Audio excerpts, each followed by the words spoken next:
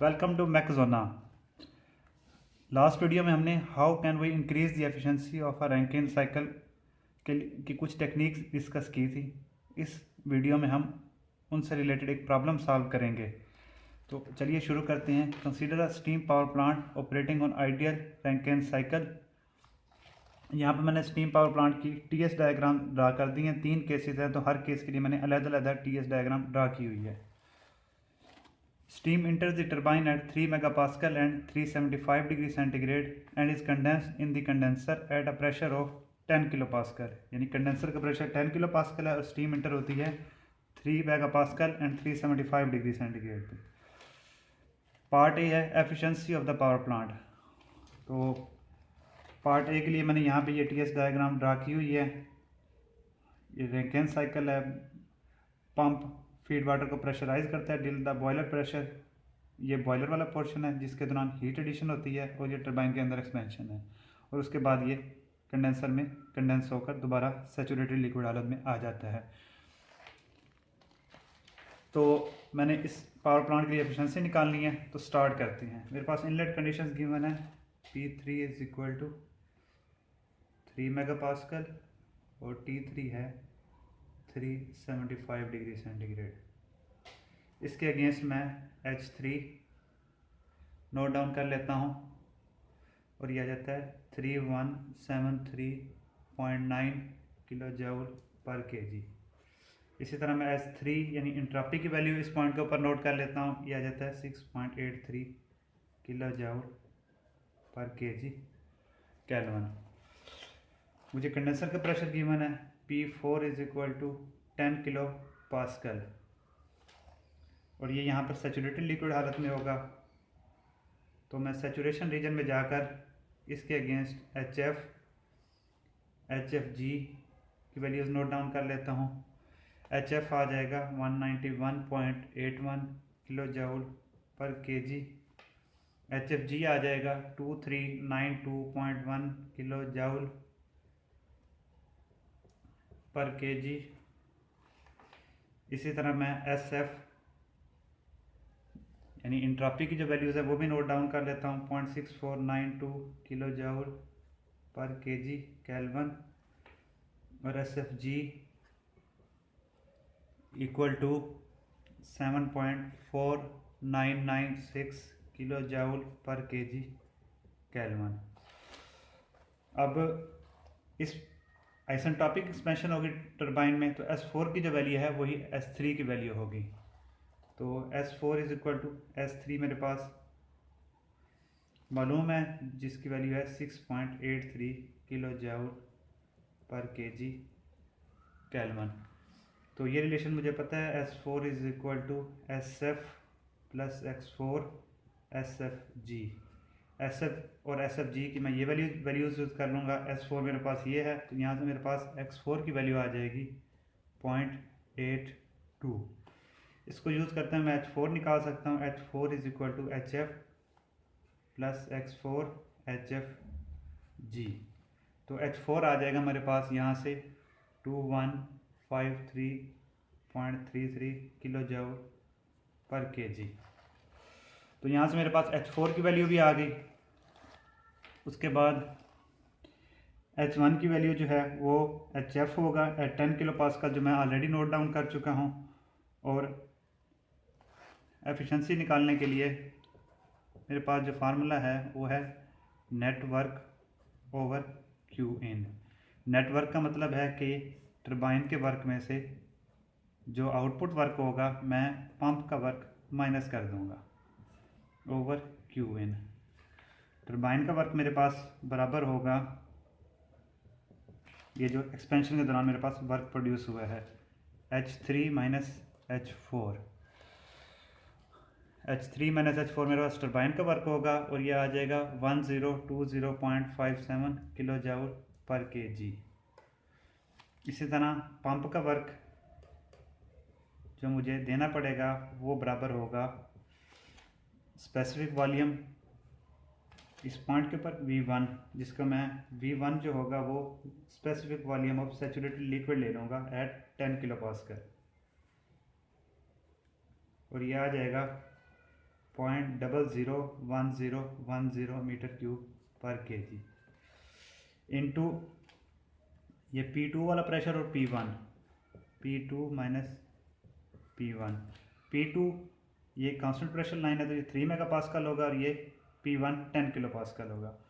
तो 3000 kilo pascal minus 10 kilo pascal into this specific volume. यहाँ से मेरे पास पंप का वर्क आ जाएगा और ये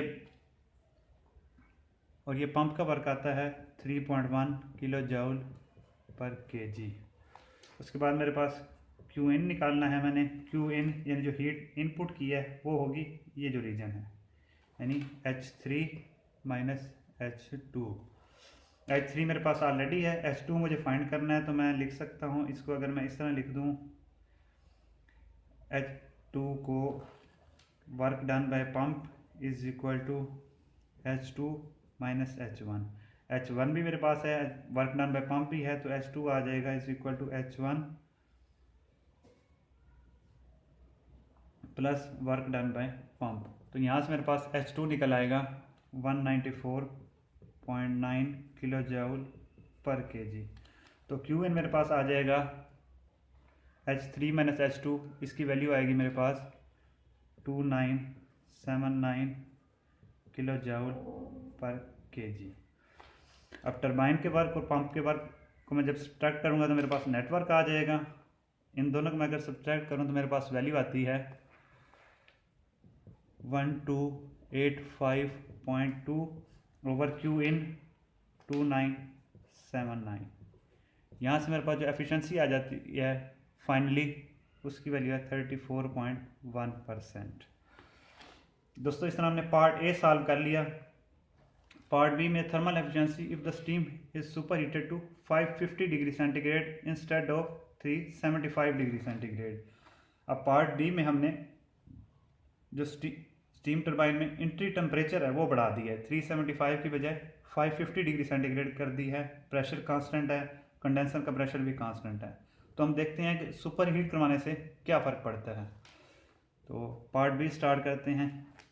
इस TS डायग्राम को हम फॉलो करेंगे, बिल्कुल उसी तरह है, बस ये जो पॉइंट 3 है ये थोड़ा डिफरेंट है। यहाँ पे temperature at the entry of the steam turbine था 375 डिग्री सेंटीग्रेड, यहाँ पर बढ़कर 550 डिग्री सेंटीग्रेड हो गया है। तो यहाँ पे जो P3 है मेरे पास वो है 3 मेगा पास्कल और टेम्परेचर एट पॉइंट 3 वो अब बढ़कर 550 डिग्री सेंटीग्रेड हो गया है। तो इसके अगेंस्ट मैं सुपर हीटेड रीजन में जाकर वैल्यूज़ नोट डाउन कर लूँगा। इंट्रॉपी की वैल्यू आ जाएगी, इंट्रॉपी की वैल्यू मेरे पास आ जाएगी 7.375 kilo joule per KG kelvin. Pressure at point 4 ये 10 किलो पास्कल है और ये सैचुरेटेड लिक्विड रीजन होगा। इसके अगेंस्ट जाकर मैं इस रीजन में HF, HFG,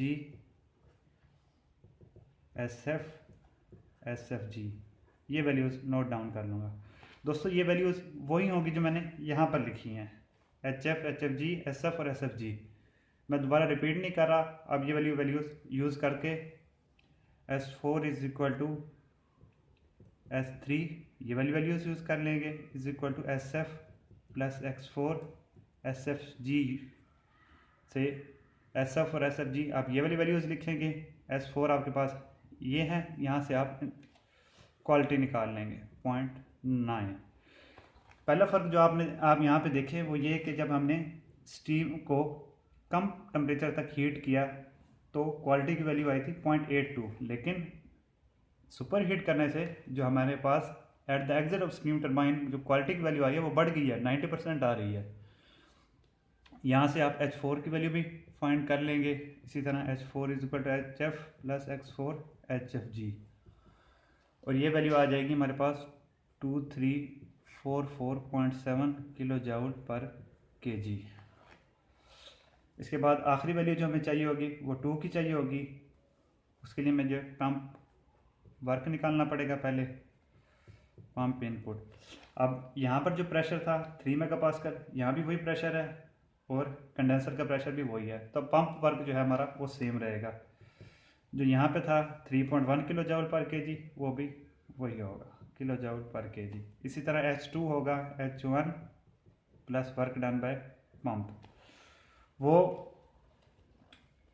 work done by pump भी सेम है और H1 जो यहाँ पर वैल्यू है H1 is equal to HF है 10 किलो पास्कल, वो भी सेम है। तो हमारे पास H2 की जो वैल्यू है वो भी सेम रहेगी, यानी 194.9 किलो जूल पर केजी।